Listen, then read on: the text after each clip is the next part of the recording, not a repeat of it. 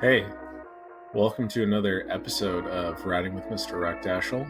And today is really our last big push to get a story that is excellent and publishable and something we could share with someone else that we'd be proud of.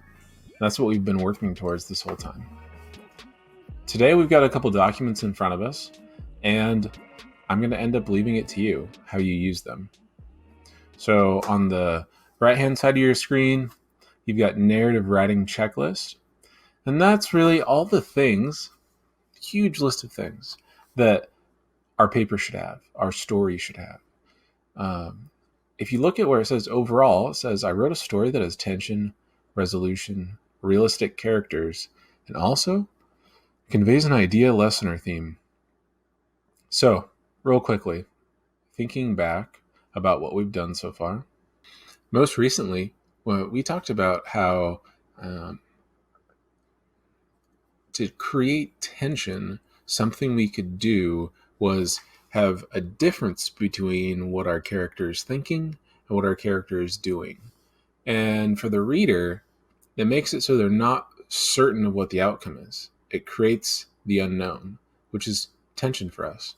Other things we talked about that could create tension is varying sentence length, and often there can be some sort of dramatic element when we have short, choppy sentences for a small period of time when something is maybe dramatic. Resolution.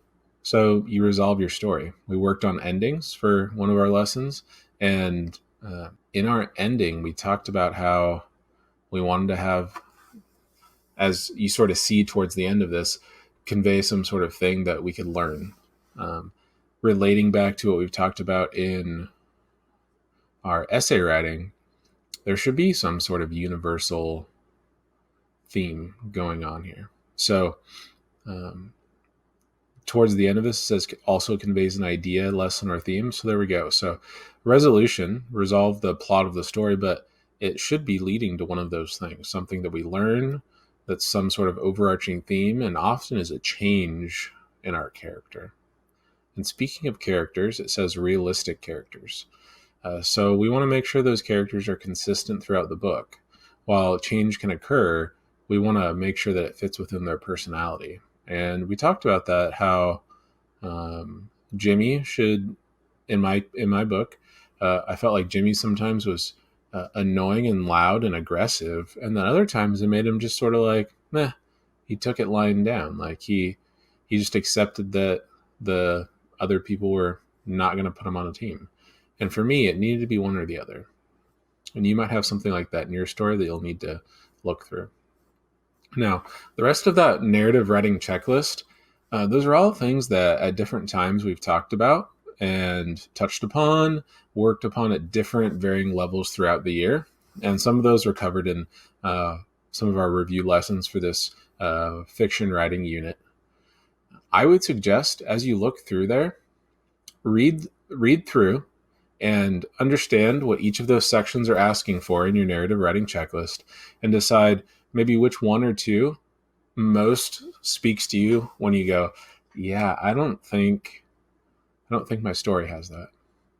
Now, I could have taken one of these and turned it into a lesson, but with so few lessons left, only really today, as far as that goes. We'll have one more after this, but you'll see it doesn't quite fit with this.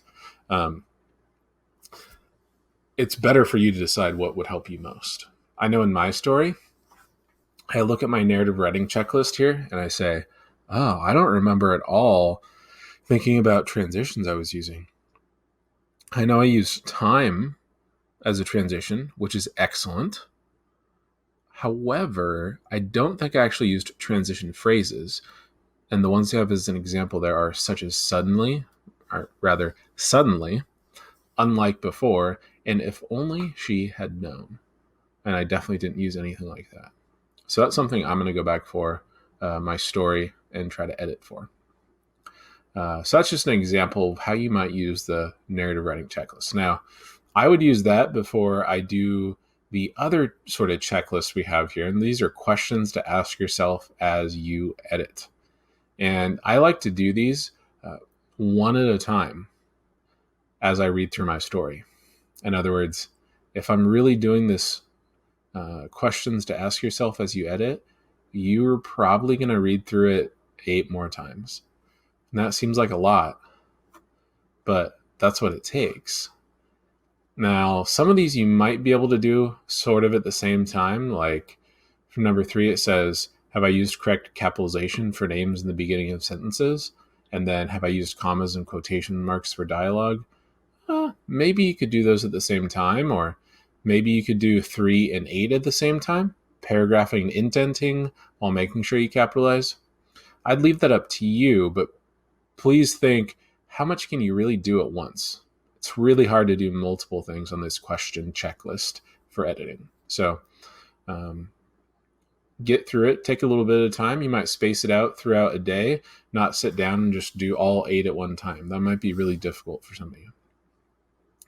Okay, so first, narrative writing checklist. Second, questions to ask yourself as you edit. Take your time, go slowly through this. This is the final step. After this, we will be ready to share our stories. So this has been episode 15 of Writing with Mr. Ruckdashel, almost our last Writing with Mr. Ruckdashel episode of the year, unless something changes. Little silent, invisible tear. Writing something that I love to do, so I'm sad to leave it behind. And I hope that I'm not the only one that feels that way. One more lesson, one more Zoom this week. And I also posted a video that could help you with making sure that you're receiving notifications in Schoology. So if you saw that in Schoology, that page that says Schoology notifications, make sure you watch that video, help you out in making sure you know when assignments are posted from me or any other content. In addition to, you could also know when I post things because they're pretty much always going to be videos. So follow, subscribe to this channel, hit the like button. Give the video a little thumbs up. Never hurt anybody. I know Mark really likes to give my videos thumbs down because he thinks it's funny. It's okay, Mark. I forgive you. All right. I've talked way too long. Peace, y'all.